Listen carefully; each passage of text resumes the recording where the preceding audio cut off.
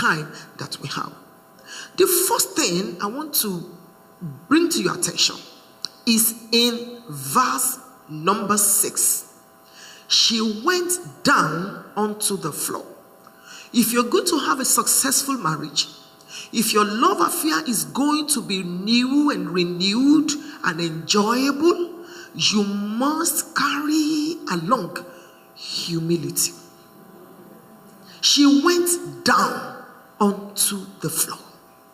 In your home, how humble are you? In your relationship with your husband, how humble are you? The first 25 years of our marriage, because we are Africans and we come from a part of Africa that believes that the greatest way you can show respect is by kneeling down. Every morning I knelt down to greet my husband.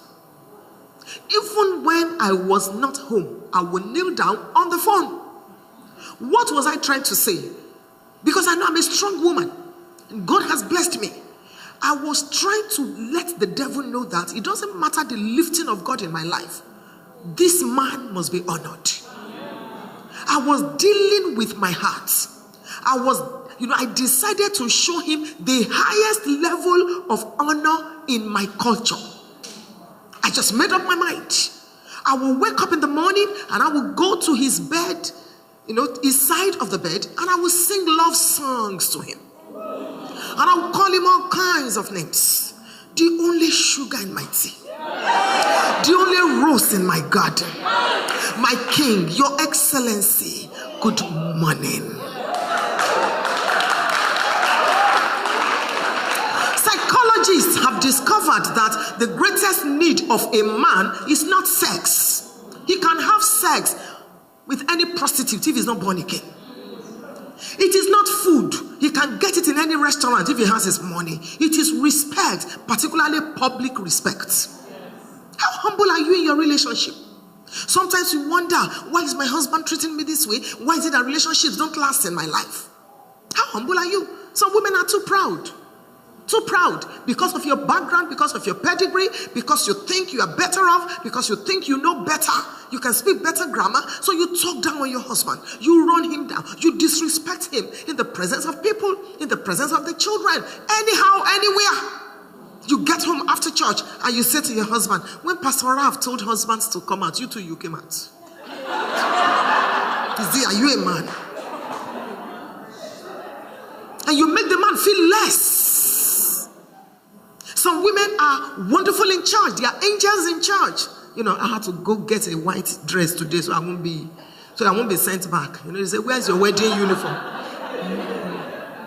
Some women are angels. They are white. In church. Pastor, we thank God for you. We bless God for you. Praise the Lord. They sing in the choir. You don't want them to stop. But at home, they are devils.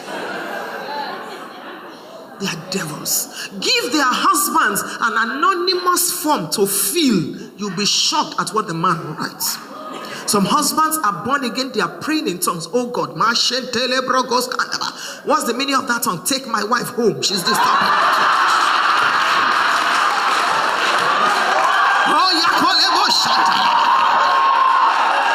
Since I cannot divorce her, oh God, bail me out of this. She went down. Sometimes in your marriage, you don't have, what is meekness? Listen, what is the definition of meekness? Meekness is strength put under control. I'm strong. I can deal with you, but that's meekness. That's humility. I know what to do. I know how to fight for my right. But I'm a Christian. Just because the Lord rules in my heart. I may cry, but I'll go down. Sometimes you need to hide your strength. Robert was speaking about us. Every woman, I've written 73 books. Not 50. I've published 73 books. One of my books is titled Woman, Wife, and Mother. Inside every woman, there are a minimum of 7 powers is in that book. 7, biblically. You can use it anyhow. You can use it negatively. You can use it positively. What the whole, one of these powers is the power of emotion. What the whole army of the Philistines could not get, Delilah got it. Now, many times when people speak about Delilah, they just condemn her. I don't. I learned from her. For the greatest, the most anointed man of God at that time, to pillow his head on a woman's lap, so we need to learn from that woman. We need to learn from her. So you see, you've got to understand that once in a while, you need to just calm down. She went down to the floor. After that situation is over, you look at yourself and say, I'm truly born again. God, thank you. You really helped me. It is not every fight you should fight. It is not everything you should react to. It's a sign of immaturity. Overlook. Marriage is a relationship between two forgivers. Overlook and forgive and stop reminding. Your husband says, what's happening? Why are you crying? Why are you crying? Say, don't you know today's date? Say, what's today's date? He said, today is 25th of July. It is the 3rd anniversary of your adultery.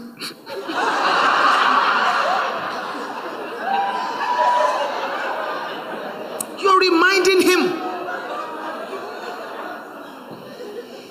She went to the floor. Humility. Even if you don't kneel down to greet your husband every morning, give him the highest level of honor in your culture. There's no honor I will give to anybody on earth if I have not given it to my husband. Anybody. Spiritual leaders, secular leaders, it doesn't matter until I have given it to my husband. The way you treat your husband is the way people will help you treat him. Even if you call yourselves by your first name, when you get outside, hide it. Get a pet name for him. Baby, Arrow, sweetheart. And say, hey, come here. James.